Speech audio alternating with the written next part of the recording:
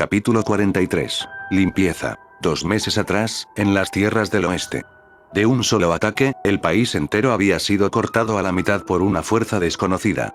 Cadáveres humanos rondaban como pedazos esparcidos alrededor de la fisura, o en el mejor de los casos, tenían heridas mortales o miembros cortados de forma casi perfecta.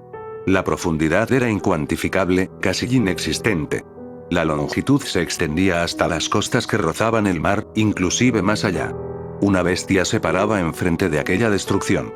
Se podría decir que su tamaño oscilaba los 4 metros de altura, con una capa gris que cubría lo que se podía decir que era un exoesqueleto, pero con rasgos humanoides. Tenía la palma extendida hacia abajo, como si hubiera provocado esa fisura, que más bien parecía un corte perfecto, con sus propias manos. Enfrente de él, un cadáver decapitado estaba tirado en el suelo con su cabeza separada de su cuerpo al otro borde de la fisura. El ente, sujetó la cabeza, y como una criatura de pesadilla, le dio un mordisco. La masticaba como si de un trozo de carne se tratara. Se oyó un llanto, detrás de una roca, la bestia caminó en esa dirección por simple curiosidad. Con su mano libre sostuvo una porción de la roca que lo igualaba el tamaño, agrietándola con la fuerza de su agarre. Y como si no fuera más que una simple piedra la lanzó al cielo hasta perderse en las alturas.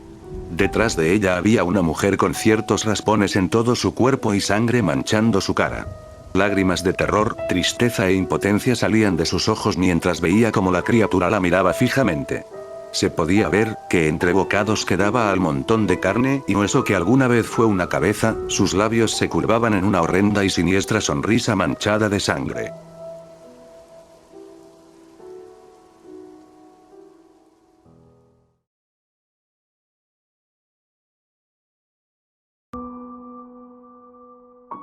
De vuelta al presente.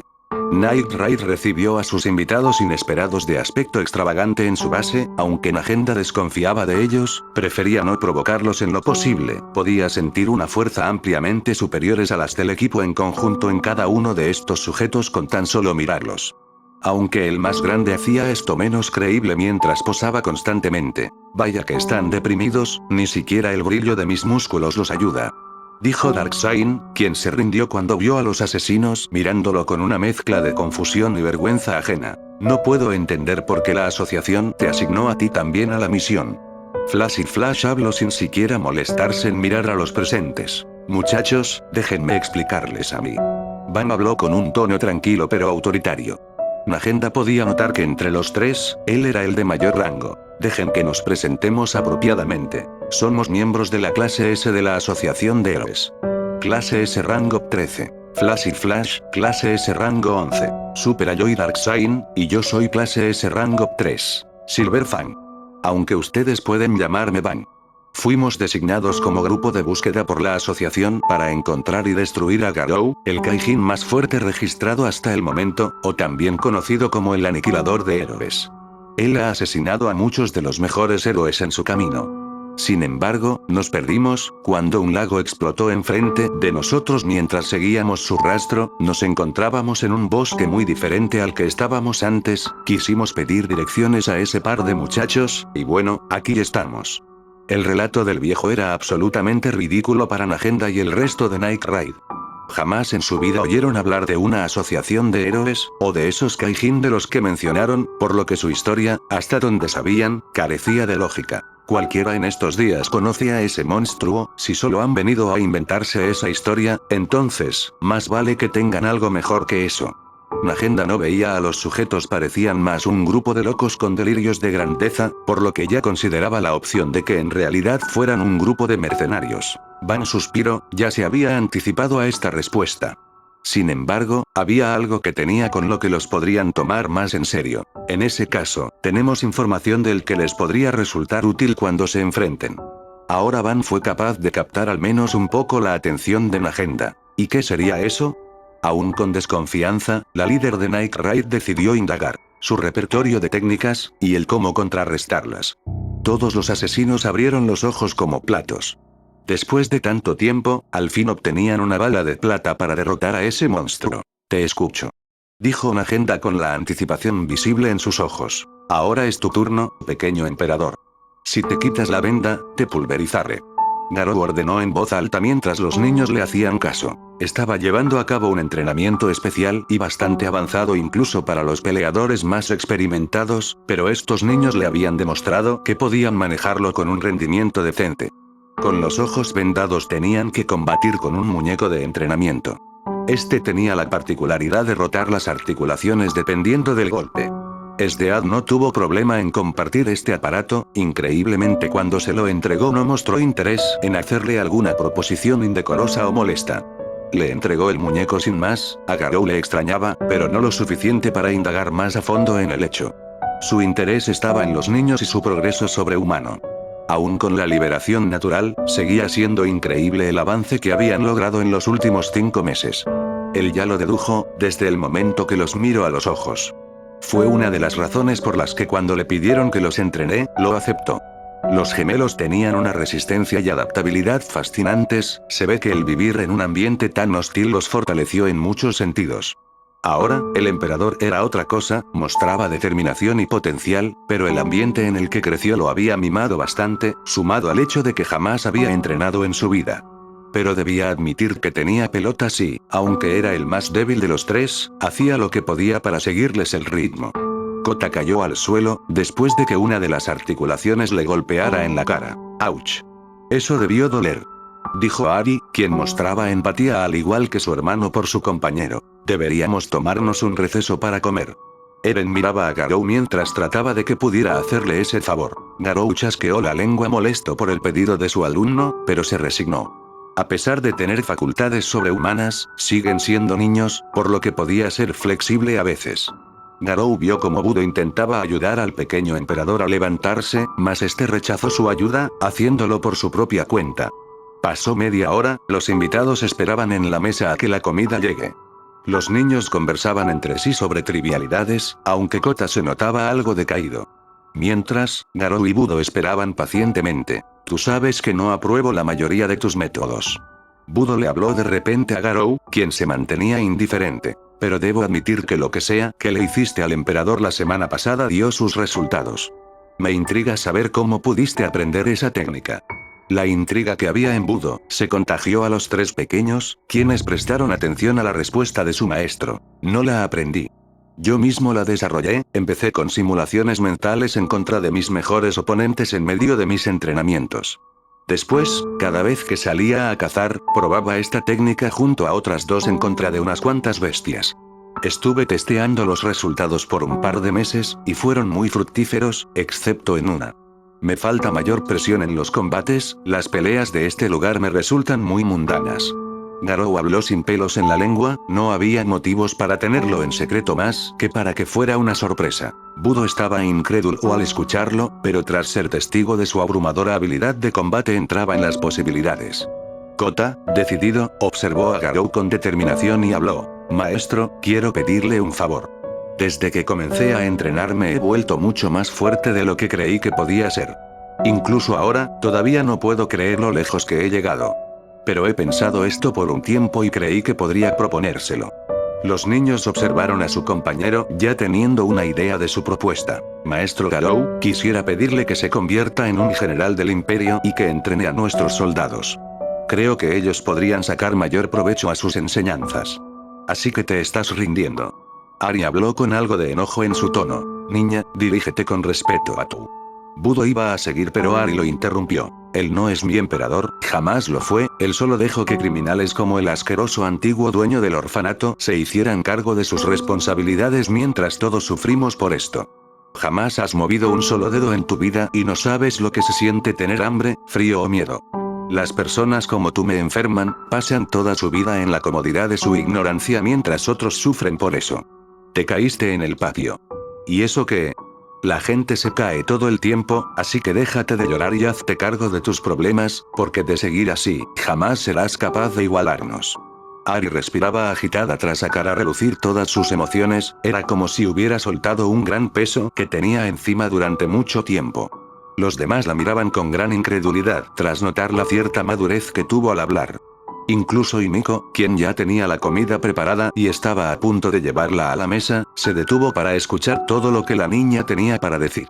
Garou parecía el menos sorprendido, al menos externamente. En el fondo, le impresionaba que Arya haya podido hablar así sin pelos en la lengua. La comida está lista. En un intento por eliminar el ambiente incómodo, Himiko, fingiendo que no escuchó nada, puso los platos con comida en la mesa para todos los presentes, para que a lo último pusiera el suyo en la mesa y sentarse junto a Garou. Kota no hablaba, las palabras de Ari lo habían hecho sentirse una forma muy extraña, sentía gran vergüenza de sí mismo. Budo quería replicar y defenderlo, pero tras meditarlo un poco creyó que esta experiencia lo ayudaría a madurar. Todos volvieron a comer en silencio.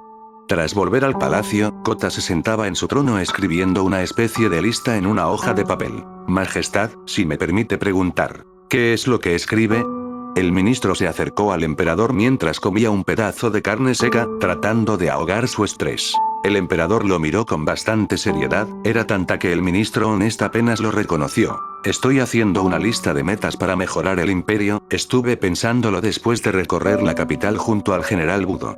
Empezaré por bajar los impuestos un 50%. Cuando Honest escuchó esto, se mordió la lengua por accidente por tal sorpresa. Ya sabía que el emperador se estaba volviendo más incontrolable, pero no esperaba que podría afectarlo a él de forma tan directa. Pero majes. Quiero decir, Kota. Si hace eso no tendríamos suficientes ingresos para pagarle a nuestros soldados. Creo que sería mejor que lo reconsidere y...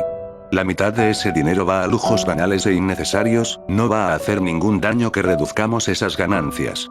También quiero destituir de su cargo a todos los oficiales a cargo de la Policía Imperial, y que sean reemplazados por los que yo considere como adecuados para el puesto. Aquella interrupción sorprendió al ministro casi tanto como lo aterró. Pero señor Kota, hacer eso sería injusto para... Estuve bajando a la ciudad por meses, nadie está feliz ahí abajo, y todos sufren por el crimen, los asaltos y discriminación. Si la policía no puede arreglar eso, entonces no están en condiciones de seguir a cargo. Pero...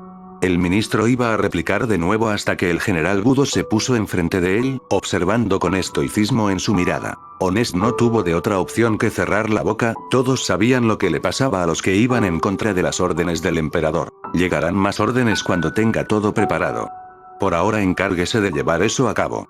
Es una orden directa del emperador. Básicamente pasó eso. Honest había explicado la situación a su hijo Shura en una mesa mientras tragaba carne cruda de forma desesperada. Ya no tenía otra forma de aliviar su estrés. Veo que estás en un aprieto, padre. ¿Cómo que estoy en un aprieto? ¿Acaso te das cuenta de lo que te estoy diciendo?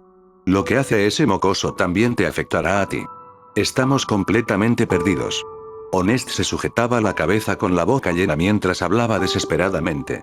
Esto sumado al sudor de sus nervios le daban una apariencia desagradable. A pesar de todo, el semblante relajado de Shura permaneció ahí, como si nada de esto le afectara.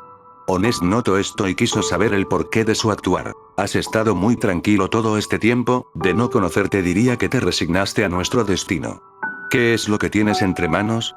Honest tragó la comida en su boca cuando su curiosidad reemplazó a la desesperación. Lo medité un tiempo, nuestra mejor opción sería matar a Garou.